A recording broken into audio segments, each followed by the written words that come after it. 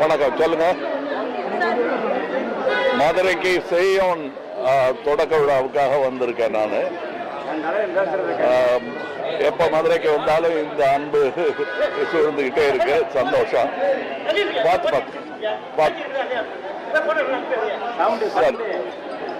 கேக்குது இல்ல உங்களுக்கு?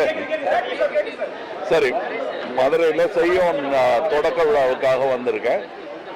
அது நல்லபடியா நடக்கணும், நடத்தி கொடுக்கணும் நீங்க. கண்டிப்பா கண்டிப்பா. மற்றபடி எல்லாம் உங்களுக்கு செய்திகள் வந்துகிட்டு இருக்கு. அது போதுமானதுன்னு நினைக்கிறேன். நான் வேற ஒன்றும் இல்லைன்னு நினைக்கிறேன். நடிகர் விஜய் வந்து முதலமைச்சரா பதவியேற்று ஆட்சி நடத்திட்டு வர்றாரு. நீங்க ஒரு அரசியல் தலைமையில இருக்கிறவங்க, உங்களுடைய பார்வைக்கு எப்படி இருக்கு? அவருடைய ஆட்சி நடப்புகள் எப்படி இருக்கு? நேரடியா சந்திச்சிருக்கீங்க? இல்லைங்க, 2 நாள்ல சொல்லக்கூடியது ஜோசியமா தான் இருக்க முடியும். 6 நாள்ல சொல்லக்கூடியது அப்படிதான் இருக்க முடியும். 15 நாள்லயும் அப்படிதான் இருக்க முடியும். அதான் ஒரு 6 மாசம் டைம் கொடுக்க வேண்டாமா? புதியவர்கள் வந்திருக்காங்க நிறைய பேர். அதனால புதியவர்கள்ங்கிறது புதுசு கிடையாது அரசியலுக்கு. சுதந்திரம் இந்தியா கிடைச்ச போது எல்லாருமே புதிய மினிஸ்டர்ஸ் தான். அதனால புதியவர்களை நம்ம கம்மியாகவும் எடை போட வேண்டாம், ரொம்பவும் எதிர்பார்க்க கூடாது. என்ன நடக்குமோங்கிறத பார்த்துக்கிட்டு நீங்க தானே ஓட்டு போட்டீங்க. நீங்க தான் அது நல்லபடியா நடக்குதாங்கிறது நீங்க தான் கவனிக்கணும். நாங்களும் கண்காணிக்கிறோம். திராவிட கட்சிகள் இல்லாத ஒரு புதிய ஆட்சியை கொண்டு வந்திருக்காரு. தமிழ்நாட்டில இருந்து தமிழ் பேசுற ஒருத்தர் கட்சி ஆரம்பிச்சா அது பேர் திராவிட கட்சி தான் என்ன பொறுத்தவரையில.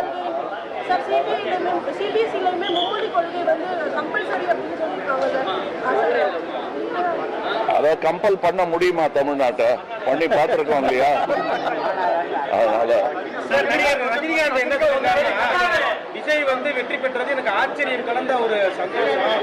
ஒருவேளை கமலஹாசன் முதல்வராக கூட நான் ஒரு மாதிரி ஒரு சிரிப்பலையோட சிரிப்போட தான் சொன்னாரே தவிர நாங்க 2 பேருமே ஒருத்தர் பார்த்து பொறாமப்பட்டது கிடையாது. போட்டி போடுவோம், பட் பொறாமப்பட்டது கிடையாது. we are the best sportsmen you can find in Tamil Nadu. அது நாங்க சினிமா துறையில இருக்கோம். நாங்க கிரிக்கெட் விளையாடு இருந்தாலும் இப்படித்தான் இருந்திருக்கோம்.